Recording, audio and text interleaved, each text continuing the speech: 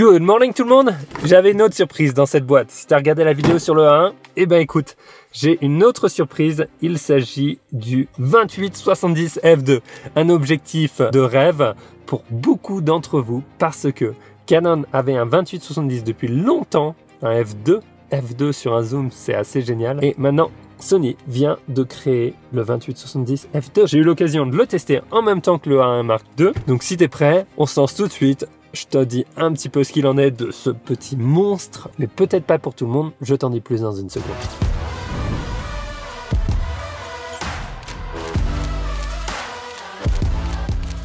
« 86 mm les amis, 86 mm l'élément à l'avant. Donc si tu as des filtres, il va falloir les changer tout de suite, je te le dis. Ou alors il va falloir en rajouter un. Alors, on va se lancer tout de suite dans l'ergonomie et ensuite on parlera de la performance un petit peu de ce nouvel objectif. La première chose à savoir, c'est qu'il ressort très peu. Même lorsqu'il est plein zoom à 70 mm, finalement, l'objectif ne ressort pas trop. Ensuite, la vraie bonne surprise, c'est qu'il est extrêmement léger. Et oui, on a 918 grammes qui le rend comparable du coup en poids au 24-70 GM1. Bien entendu, 24 contre 28 mm, mais f2 contre f2.8. On parlera un peu de tout ça après et de savoir dans quel cas est-ce que ça vaudra le coup de l'acheter ou pas. Donc assure-toi de bien regarder la vidéo jusqu'à la fin. Il s'agit d'un objectif qui est clairement dans les lignes de tous les autres GM. On a une petite bague d'ouverture qui est là, qui fait clic-clic qu'on peut utiliser à la main. On va avoir deux boutons que l'on peut programmer. Perso, j'utilise ces boutons pour les programmer pour la détection d'objets en autofocus. Qu'est-ce que ça va nous permettre de faire d'objets ou des yeux? Ça me permet d'appuyer rapidement dessus et de faire l'autofocus directement sur des yeux ou sur un oiseau comme ça. Et dernièrement, on a le petit clic-clic là, enfin, le petit switch pour passer d'un mode smooth à un mode tight. C'est-à-dire que c'est plus ou moins difficile de faire tourner la bague de l'objectif. Voilà un petit peu pour l'ergonomie. Ensuite, au niveau technologie, il y a pas mal de choses qui sont faites à l'intérieur pour justement avoir quelque chose d'extrêmement compact et d'extrêmement léger. Donc dis-moi ce que tu en penses un petit peu au cours de la vidéo de cet objectif. Et petite note, si jamais tu viens commander du matos chez IPLN, tu peux utiliser mon code créateur Pierre. Du coup, j'ai eu l'occasion sur ces derniers jours de tester cet objectif. Est-ce que c'est l'objectif ultime ou pas? Au niveau de la performance, franchement, il y a de très belles choses à discuter. Donc si tu veux, on va tout de suite dehors pour en parler. Et si tu ne me connais pas avant, mon nom est Pierre Tellambert, je suis un photographe d'aventure et de voyage et le créateur de la méthode de 30 jours pour des photos pro, une méthode pas à pas pour faire passer ta photographie au niveau supérieur, travailler sur ton œil de photographe, quel que soit ton matos, quel que soit ton niveau. Il y a un petit lien dans la description si tu veux en savoir plus. Et sur cette chaîne YouTube, je partage beaucoup de tutoriels et d'aventures photographiques, donc abonne-toi si tu veux en apprendre autant que possible sur la photographie. Et maintenant, parlons un petit peu d'ergonomie sur le terrain. C'est parti. Bon là, il faut l'avouer, hein.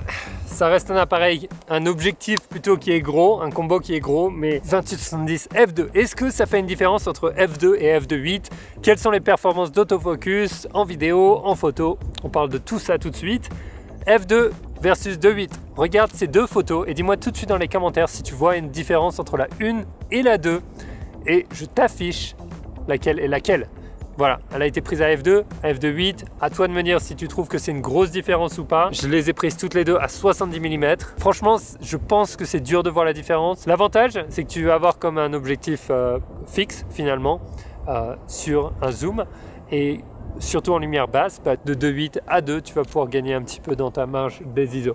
Mais aujourd'hui, on est avec des appareils qui ont des très bonnes marges d'ISO élevées. Donc, est-ce que ça a un impact ou pas? Est-ce que c'est important? J'aime bien shooter le plus grand ouvert possible la nuit, mais bon, voilà. Ça veut dire que tu pourrais l'utiliser presque pour de l'astro, mais le problème maintenant, c'est que 28 mm, ça va être un peu serré, donc je l'utiliserai pas. Par exemple, les photos que j'ai prises hier soir, je les ai prises à 14 mm avec la voiture, le ciel et tout ça, sur le A1 Mark II. J'avais essayé avec le 28, trop serré, je suis passé à 14 mm. Ce qu'il faut aussi comprendre, c'est que l'autofocus est extrêmement rapide. Si tu te poses des questions, c'est-à-dire sur la performance de l'autofocus, sache que tu as un des meilleurs autofocus présents sur le marché. Au niveau Sony, que tu sois sur le GM2, sur le 70-200 GM2, 16-35 GM2, tu vas avoir les mêmes performances.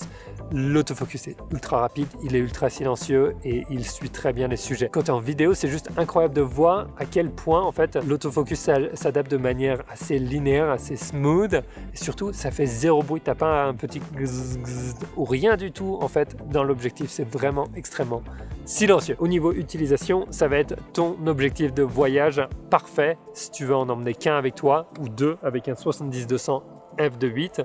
Par contre, si tu n'as pas vu de différence entre le f2 et le f2.8, bah dans ce cas tu te prends un 24-70 GM2 et tu restes là-dessus. Pourquoi? Parce que tu vas avoir ces 24 mm, ces 4 mm en plus du côté large qui pour moi vont faire une différence. 28 mm, ça peut être un peu serré pour certains. Si tu connais un petit peu les Leica qui sont à 28 mm, tu vas être sur la même ambiance, parce que tu peux passer à 70. Après l'avoir eu dans la main, j'ai pas senti de frustration de ne pas avoir le 24 mm. Je pense que ça c'est important de le garder en tête. Je me suis pas dit ah c'est pas assez large, c'est pas assez large. Parce que même ma photo de nuit à 24 elle ne serait pas passée, il aurait fallu que je passe à 16. Donc au final 28 c'est pas un problème. Je pense que Sony a voulu vraiment créer un compétiteur au Canon 28-70 f2. En tout cas je me verrais très bien voyager que avec cet objectif, surtout qu'il n'est pas trop lourd. Bien entendu c'est pas un setup très léger. On a 1 kg là et puis 1 kg là, donc bon, ça fait un petit setup un peu lourd, mais voilà, ça reste un objectif haut de gamme avec un bokeh incroyable, avec une ouverture incroyable qui va te permettre de tout shooter. Donc si je devais refaire le Népal par exemple, je pourrais faire le Népal que avec le 28-70 et ce serait parfait à mon avis. Voilà, cet objectif se retrouve dans une gamme un petit peu compliquée, j'ai envie de dire. On a le 24-50 mm maintenant, on a le 20-70 mm f4, on a le 24-70 f2.8 et maintenant on se retrouve avec un 28-70 f2. Dis-moi ce que tu en penses. En tout cas, n'oublie pas ma fiche de réglage qui est dans la description. Si tu veux savoir mes accessoires que j'utilise en photo et ceux que je ne rachèterai pas, regarde cette vidéo.